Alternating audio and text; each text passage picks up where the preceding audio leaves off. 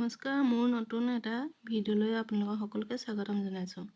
মই আজি লৈ আহিছোঁ মুখ্যমন্ত্ৰী মহিলা উদ্যমিতা অভিযান যোনখন ফৰ্ম গৰু পালনৰ, সেই গৰু পালনৰ ফৰ্মখন লৈ আহিছোঁ। এই গৰু পালনৰ ফৰ্মখন কেনেদৰেনো ফিল আপ কৰিব পাৰি তাকে দেখাব লৈছোঁ। চাওকচোন বাৰু এই ফৰ্মখন মই কেনেদৰে ফিল আপ কৰিব লৈছোঁ। প্ৰথম আহিল business plan, name of the entrepreneur SHG member. ইয়াত SHG মেম্বাৰগৰাকীৰ নাম লিখিব লাগিব। SHG MIS কোড, ইয়াত MIS কোড নাম্বাৰটো লিখিব লাগিব। কাৰেণ্ট ইকনমিক এক্টিভিটি, ইয়াত মহিলাগৰাকী যোনটো কামত জড়িত হৈ আছে ইয়াত লিখিব লাগিব।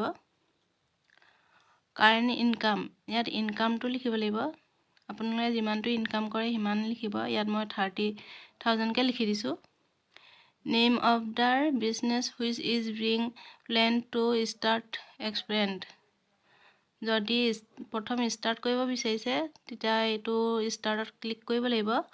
যদি বহলাব বিচাৰিছে এক্সপেণ্ডত ক্লিক কৰিব লাগিব। মহিলাগৰাকী যদি কাউ ফাৰ্মিংখন বহলাব বিচাৰিছে ইয়াত তেতিয়া কাউ ফাৰ্মিং লিখি দিব। ইনভেষ্টমেণ্ট প্লেন, ইয়াত তেওঁ কিহত ইনভেষ্ট কৰিব বিচাৰিছে। ন'চ অফ দ্য কাল্ফ, গৰু পোৱালি কিমানটা পুহিব বিচাৰিছে, 2টা, ইয়াত 2 লিখিব। নেম অফ দ্য ৰ' মেটেৰিয়েলছ, গৰু পোৱালি পুহিবলৈ কি কি প্ৰয়োজন হয় প্ৰথম ইয়াত লিখিব লাগিব। প্ৰথম প্ৰয়োজন হ'ব কাল্ফ, গৰু পোৱালি প্ৰয়োজন হ'ব।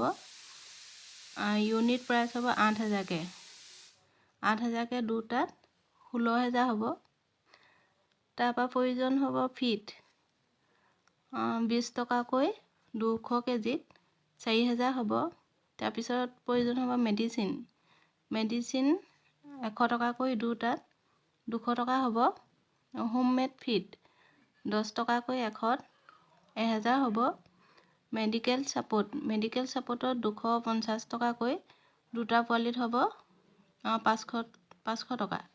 টোটেল হ'ব 21,700 টকা। Fund details, fund from MMUA পৰা দিছে 10,000 টকা আৰু মহিলাগৰাকী এক্সট্ৰা খৰচ কৰিলে 11,700 টকা। টোটেল হ'ব 21,700 টকা। Marketing and sales plan, product, মহিলাগৰাকীয়ে কি কি বিক্ৰী কৰে। মিল্ক 8 মাহত 240 লিটাৰত বিক্ৰী কৰে, 60 টকাকৈ 14,400 হয়। কাল্ফ, গৰু পোৱালি, তেওঁ এটা গৰু পোৱালি বিক্ৰী কৰিলে 8,000কৈ, 8,000 হ'ব। টোটেল হ'ব 22,400।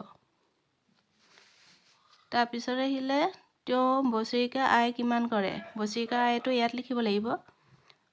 তাৰপিছত আহিব SHG মেম্বাৰৰ, ইয়াত চহী লাগিব, ছিগনেচাৰ।